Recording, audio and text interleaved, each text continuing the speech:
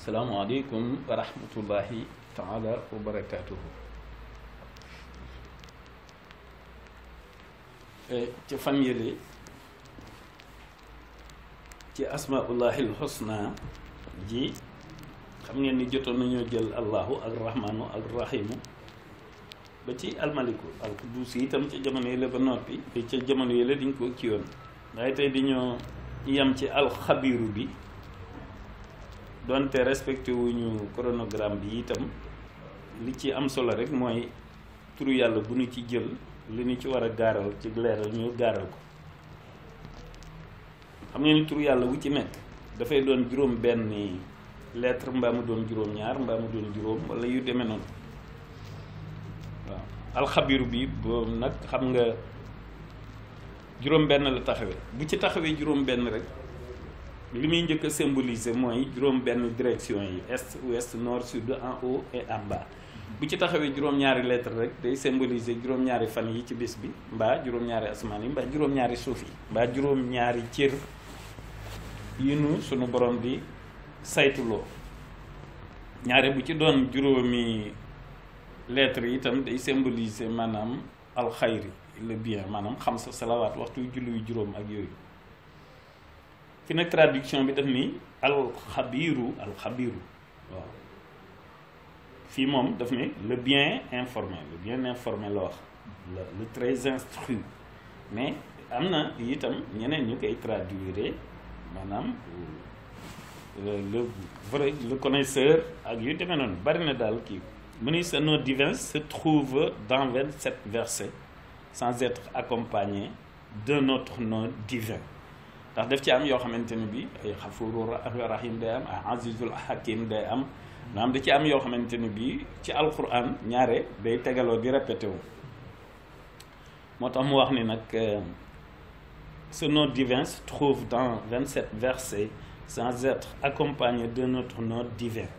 Il est associé à un autre nom divin dans les 18 versets suivants waaw daal di wax ni hakim waaw mu ngi mel ni waaw hakimul xabir wala yu demee noonu wala latiful xabir latif subtil ak yu demee noonu wala alimul xabir wala yooyu daal waaw nga xamante ni bii boo demee ci alquran ci nii mu ko waxee nii rek waaye dafay am ñaare beneen turu yàlla bu muy associé waaw fii itam clairvoyant dinañ koy firee fii clairvoyant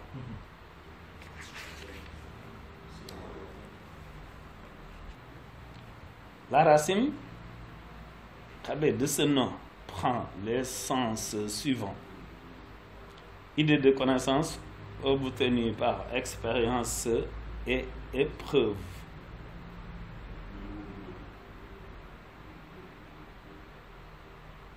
Expérimenter, être très instruit, essayer, éprouver, être bien informé, savoir pertinemment. Le verset suivant montre bien que les mots attachés à cette racine comportent l'idée d'une science appliquée obtenue par expérience, effort et répétition. Selon le Coran, comment supporteras-tu ce que tu n'as pas compris? Au moins d'une connaissance expérimentée. Il s'agit d'une science acquise et non pas d'une science donnée par pur don divin. Dieu est bien instruit de tout ce qu'il crée, lui à qui rien n'échappe, car il a englobé toutes choses dans sa science essentielle qui enveloppe l'intérieur et l'extérieur de chaque réalité, et donc toujours et à jamais bien informé. Selon le Coran, toujours, ne porte pas ta main entravée à ton cou, ni ne l'ouvre toute grande. Ne sois ni avare ni prodigue, car alors tu t'exposerais à être désapprouvé et dépouillé. Car ton Seigneur dispense la subsistance et la mesure.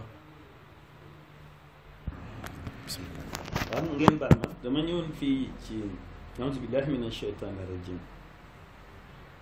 Ne porte pas ta main en travers à ton cou, ni ne l'ouvre toute grande. Ne sois ni avare ni prodigue, car alors tu t'exposerais à être désapprouvé et dépouillé, car ton Seigneur dispense la subsistance et la mesure à qui il veut. Certes, il est révélé, bien informé, très clairvoyant à l'égard de ses serviteurs.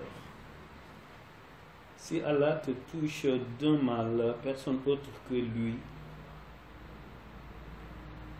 ne pourra l'écarter. S'il te touche par un bien, lui sur toute chose de puissant. Lui est le contraigneur s'imposant à ses serviteurs. Lui est le très sage, le bien informé.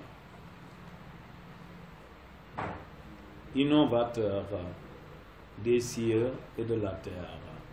Comment alors aurait-il une progéniture alors qu'il n'a pas de compagne? Qu'il a créé toutes choses et qu'il est savant au sujet de toutes choses.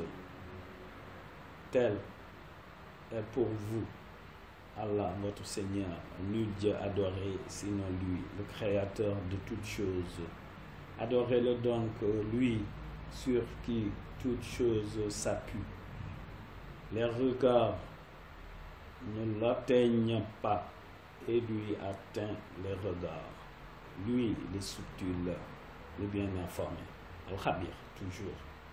Certes, la science de l'heure est chez Allah. Il fait descendre la plus fécondante. Il sait ce qui est dans les matrices, alors qu'aucune âme ne dissense ce qu'elle acquérera demain, ni ne discerne en quelle terre elle mourra. Allah est omniscient, bien informé. Alxabir ji lii lañu ci doon leeral